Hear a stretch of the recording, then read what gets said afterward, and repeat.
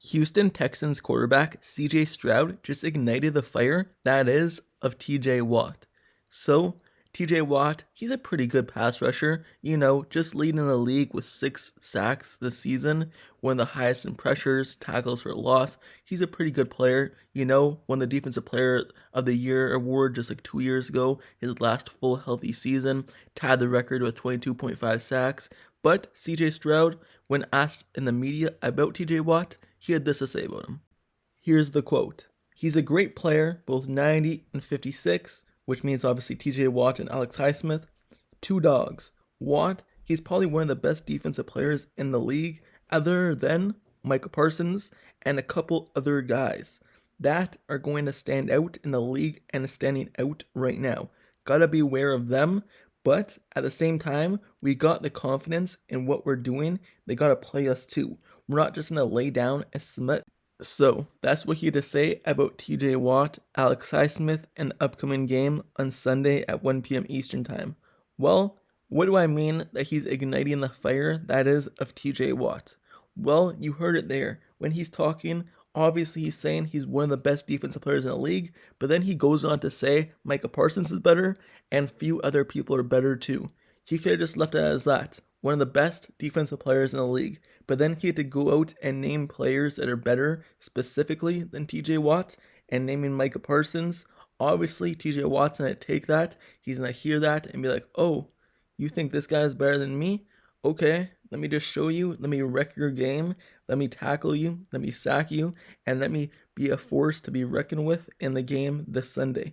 And it's going to put even more of a fire, if there wasn't already, because we all know TJ Watt always plays with a fire lit underneath him. It's going to lit even a brighter fire under TJ Watt and make him go against a depleted roster of the Texans offensive line and go after CJ Stroud.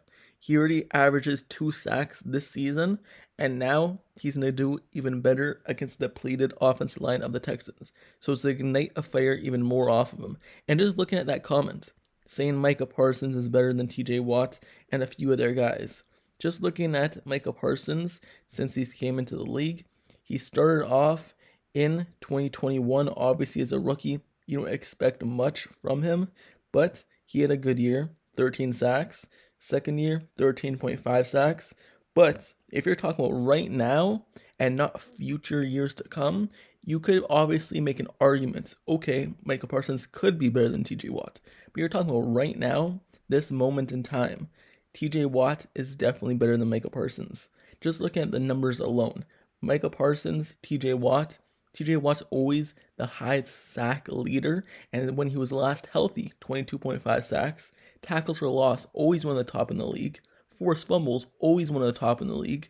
And even QB pressures and QB hits. TJ Watt in every possible category of rushing the quarterback and even stopping outside zone runs. He's always in the top of the category in every single statistic. Better than any player in the league. And it proves that throughout his career.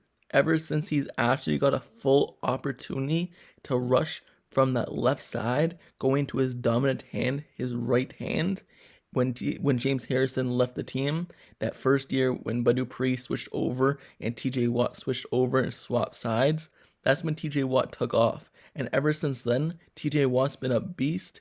I know last year was an anomaly because he got injured with a pec injury and he was out for more than half the season. But TJ Watt, even when he came back in the later half of the season, he had a pec injury and a torn pec, and usually many people have to get surgery for that. So TJ Watt elected not to because he wanted to come back the same season. He wanted to still help his team. So he was not 100%, and he was nowhere close to being 100%. He was wearing that harness on his shoulder where it restricts your motion of your arm so you don't kind of extend it to a point where you tear it again. So he was wearing that the whole season, and we all know he loves his powerful hand to rip through and to chop down on the offensive tackle. So with him wearing the harness, it was really hard for him to make some moves that he's so used to making. And now with a fully healed offseason and a fully healed recovery from that torn pec, he's showing what he led off from back in that season where he was last healthy with 22.5 sacks. He's showing that he's able to get back to that level and be dominant once again, just like that year. And CJ Stroud saying that Micah Parsons is better and a few other guys in the league, it's going to lit a fire under TJ Watt. Yes, the other part, obviously, he's giving him great praise, saying he is one of the best defensive players of the year, but you could kind of look at it from both sides because he didn't have to mention that other people are better than him. He could have just left it as that, one of the best players in the league right now on defense. So, now let me switch over to the second topic of this video, because it goes hand to hand in what I'm talking about. TJ Watt was named by the NFL as the AFC Defensive Player of the Month, and it's of this month, the first 3 weeks of the NFL season in September. And TJ Watt, he was named AFC Defensive Player of the Month after a dominant first month of the season. So, like I said, TJ Watt, he is the best defensive player of the year, and he is the best defensive player in the league. So, through the first 3 weeks of the season, Watt leads the NFL with 6 sacks. He's also tied for the league lead in pressures with 19, forced fumbles with 2, and is second in the NFL with 5 tackles for loss. His 12 QB hits is also a pace and also the league lead. So TJ Watt, he wins the AFC Defense Player of the Month award, and no one else even comes close. TJ Watt season, it got off to a hot start at home in Pittsburgh when they faced the 49ers with a 3-sack performance in week 1, and then in week 2 he followed up against the Cleveland Browns with a sack where he became the Steelers' all-time sack leader, passing the legend of James Harrison with the Steelers organization, and he also had a fumble recovery for a touchdown that day to beat the Cleveland Browns in week 2 on Monday Night Football. And then in week 3, in their win over the Las Vegas Raiders, once again, another 2-sack performance and several more pressures for the Steelers defense to lead them to victory. So each game of this season, he's made an impact on the game. Whether that be in week 1, week 2, week 3, he made an impact in every game that he's played, and he'll continue doing that against the Texans this week, where, like I said, he's going against a depleted offensive line of the Texans, and I predict at least another 2 sacks for TJ Watt.